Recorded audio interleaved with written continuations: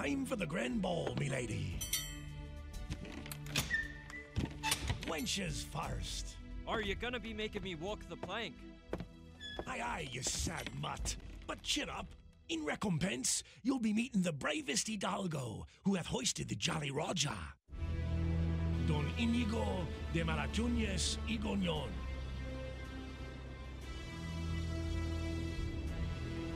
Captain, the limey's ready. It's about time, Husky Hound. Shackle him and be off with ye. Despite appearances, ye have the upper hand on me, lad. Being that I conceal neither name, nor rank, nor birthright, while I remain unaware of yours indeed. I want your name and a ship, you English swab, or I'll slide me sword through your bloody entrails. Oh, you should have mentioned that. My name is Brucian Barskoff, and I hark from York, from its newest boroughs, to be exact. 'Tis a pleasure, Sir Brucian. Now would you be so kind as to explain why you've attempted to board me illustrious galleon on your strange and tiny red and white dinghy with a metal hook in the fashion of a flag? Board your ship, sir? I? Avast there, Captain. I merely wish to be press-ganged and become a pirate on your Orion. Kind gentlemen, allow me to place doubt on your most recent assertion. Ye wouldn't be the first spy sent in from your motherland of heretics. There even be a vessel by the name of Interfector, which the Spanish crown has chartered against my person. The Orion could sink that sloop in the splash of a wave. In London, I hear talk that nobody can match the power of Captain Malantuñez and his legendary hidden beacon of Avernus. Is that so? So tell me, lad, what other talk is there about me in them English pubs? A bit of everything. All good, of course. The monks are praying night and day, saying you're a devil fleeing from hellfire.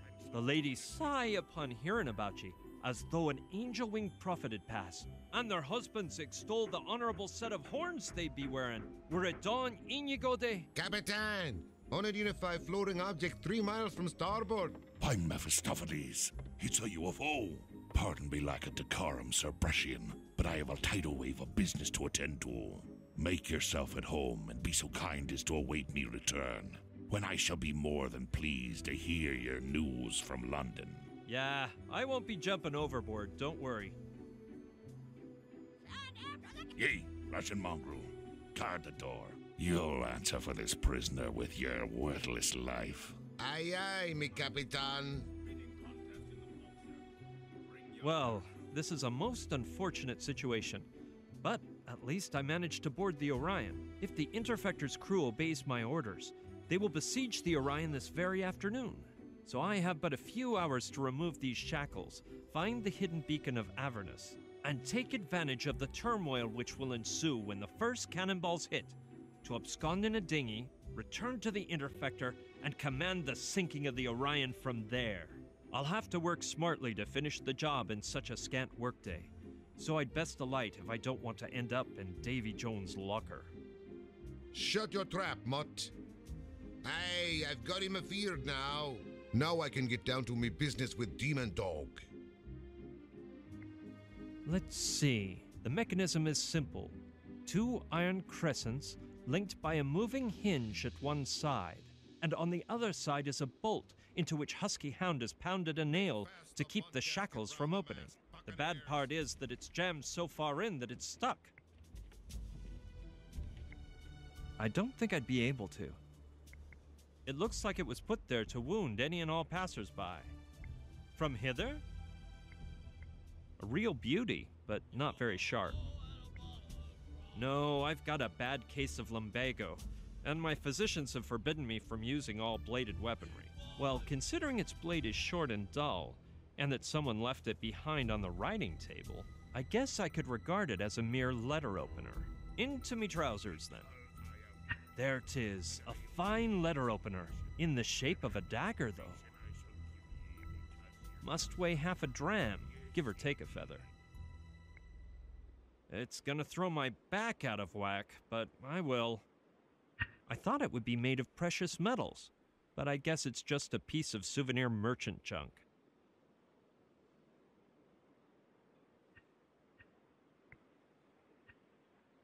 Yes, the crosses on the handle of the dagger, I mean the letter opener, are curved toward the tip, so perhaps I can use them to pull out the nail. A shame I can't reach it, because it would really be conducive to my escape. What in the devil is she scribbling down so devoutly? She seems to be a prisoner too. With a bit of my fancy talk, maybe she'll help me. Noble lady, allow me to pay you my respects. Save them for the sharks, Monsieur Bresson. Soon, thou shalt be kissing their keel, with need of their help more than mine. I doubt the sharks would make a banquet of my squalid flesh, but that is not the reason for my arrival on board. You're as imprisoned as myself here, and perhaps we can seek a manner to achieve safe and sound escape from the Orion together. Very apropos, Monsieur Bresson. Hast thou a plan? Well, I am now designing one. Sooner or later I shall have one. But in the meantime, lady... Camille. Mademoiselle Camille de Le Bouvier. I doubt Malentunias will throw me overboard. The poor sot is delighted with me. Believe what thou wilt, but thy bones will be gnawed by a Pacific kraken. They'll be left so clean and white that no maggot will find sustenance upon them. What if I show him a sad face and cry? That's what I did to get my helmsman's license. Monsieur Bresson, I know Malentunias too well to expect the slightest shred of humanity on his part. When he grows tired of thy whining, he will send thee to David Jones' locker, and thou wilt be fortunate if he does not torture thee beforehand. The man will at least allow me the last meal of my choice, won't he? I wouldn't hold my breath.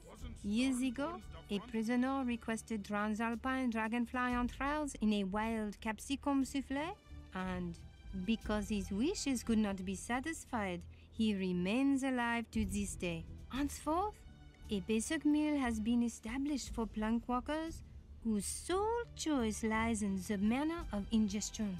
Because the meal consists of spicy swordfish, I recommend the oral method.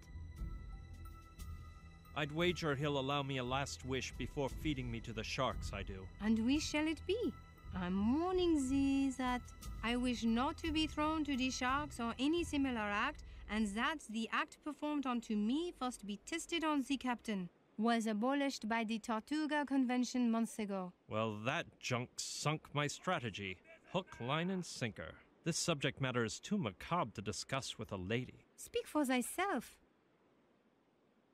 What are you doing on board? Upon mooring at Tortuga Island, where I spent my days learning English by reading old tales of overseas adventures, Malentunias held a contest to press Gang 1 lucky new deckhand, and guess who won?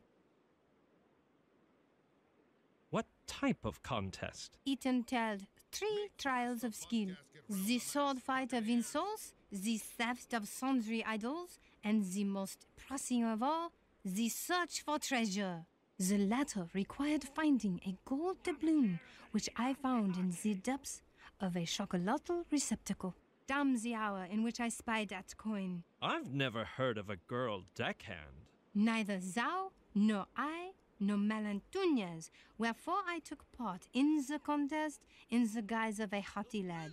I wasn't found out till we reached the high seas, and my neck was spared by dumb luck.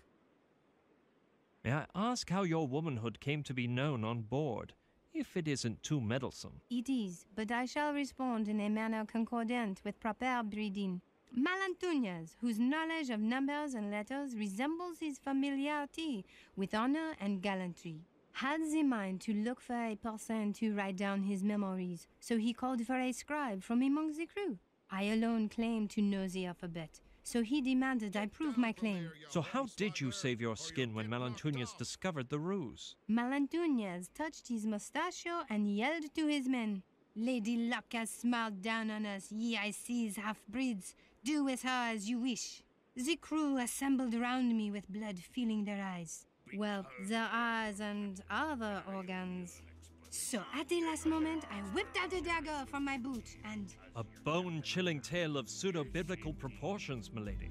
But let us confer on other matters. I can't fathom how you managed to change your fate, for I see you moisten the quill and scribble in that book like a true scribe. The problem, Monsieur Bruchion, was the lack of ink on board, and I refused to follow their suggested procedure, the one whereby drunkards are wont to write their names. Thou must know, it involves great imbibing of grog, and when the bladder's bursting is imminent, removing one's codpiece, aiming and... Speak no further, milady. I already have a picture in my mind's eye. You put a high price on your honor, then. An awful fate I avoided, monsieur. So I simply kneeled and carved my name onto the deck with my dagger. When Malantuñez saw my swift quill move, he ordered me to his quarters. And thenceforward I have spent my days here chained up writing the barbaric memoirs he spews about his life and times. Are you aware of the dark legend told about Malantuñez? But of course, monsieur. Europe's palace and the New World's ports abound with fables of Malantuñez's duel with the devil, about his beacon of Avernus, his invincibility, and even his sought-after immortality. Do you think Malantuñez challenged the devil and won? Such an occurrence is unlikely, monsieur. Nonetheless, his haughtiness and cruelty are so extreme that were he to happen upon Beelzebub himself, he could scarcely amount to less than evil and perversion.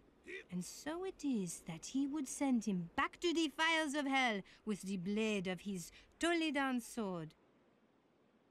Is there any truth to the rumors about his immortality? A trifle, yes, but not much, because it is known that Malantuñez has already reached his 60th fall, though his face seems to reveal no more than 40. Is his invincibility such, or do you think he can be vanquished? A difficult undertaking it would be, monsieur. 3 moons you're in the environs of Margarita Island, a convoy of 12 armed galleons performed a surprise attack on the Orion.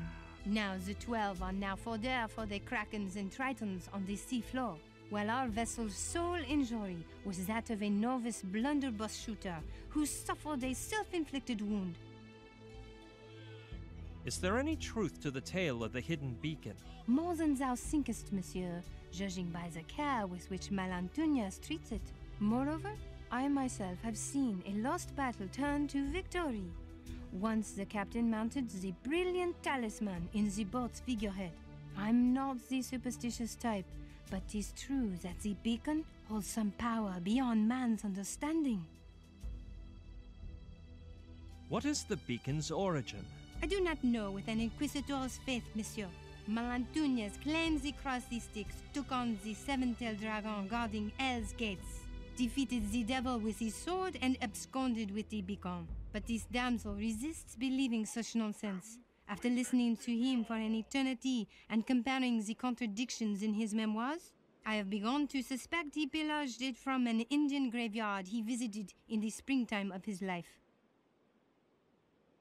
Where do you say the beacon of Avernus might be? Were it not in this room, it is most likely in the treasure hold. As for the remaining Malatunesian lore, let's leave the superstitions to the dim Spaniards and talk facts. True, 'tis that dim-wittedness has found Spanish soil to be fertile, but no more than in your native England or my beloved France. We'll carry on later, Lady Camille. As thou wishest, Monsieur Brechon.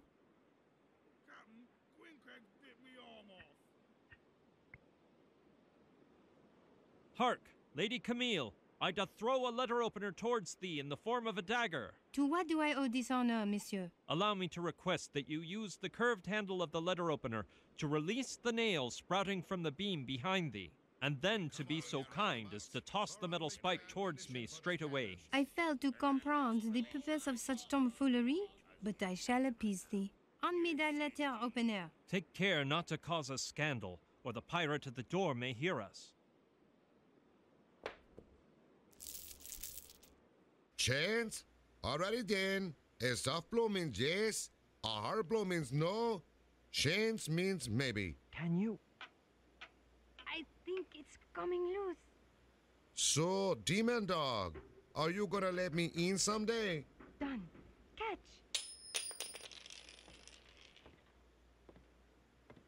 No, no, no, no. Holy, Where did it fall? Next to thy leg. wait. Are you sure? Yes. Damn. Stupid cabinet. Art thou hurt? Yes, my head. Ow! Ow? What does ow mean? We never discussed anything about ow. Bloody nail. Ouch! I appear to have pricked my unmentionables, but it was worthwhile, because now the nail is mine. I avow that thou art an easy man to make happy, monsieur. Wait shortly, and you will know of what I am capable with a single nail. No God for the boy.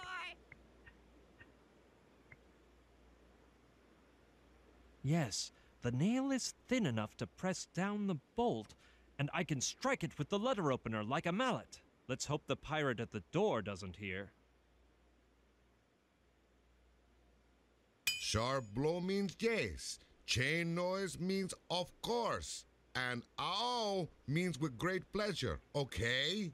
Okay, that means yes. Is there any way you can let me in there? We'll be yard. Well said. Perhaps you'd like some sort of bribe. Aha! It's nice to know we can do some trading together. Ow! With great pleasure, eh? By Jove, I've smashed my ankle. I'm really quite pleased about your change in attitude. You wouldn't be lying to me now, would ya? Free at last. The Shens were... Huh? What do you mean, of course? My guest, then, and set me free as well. You think you can mock me and get away scot-free?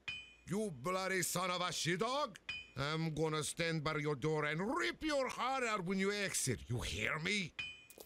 As I told you, my duty is to find the beacon of Avernus, return to the Interfector, and sink the Orion. I am indebted to thee, so I shall help thee.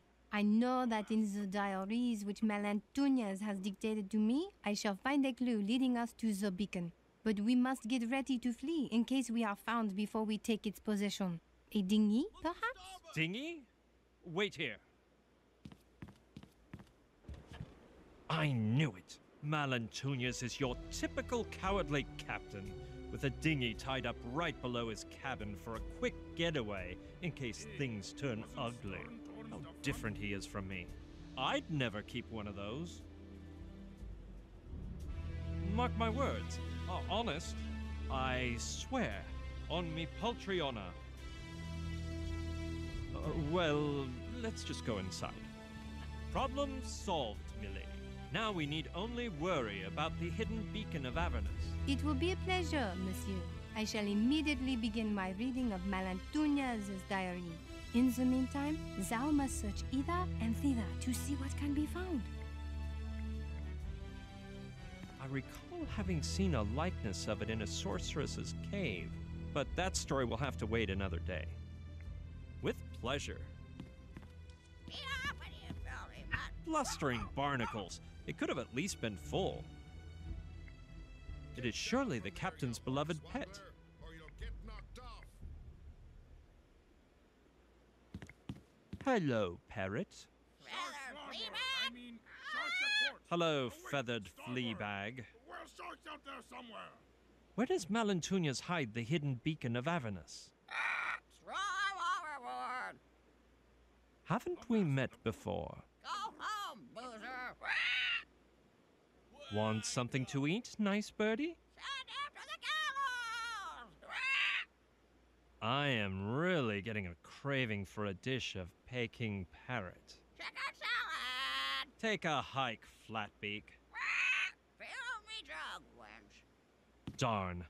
Either this parrot's a moron, or he's pretending to be one. Brian, idiot. He's pretending.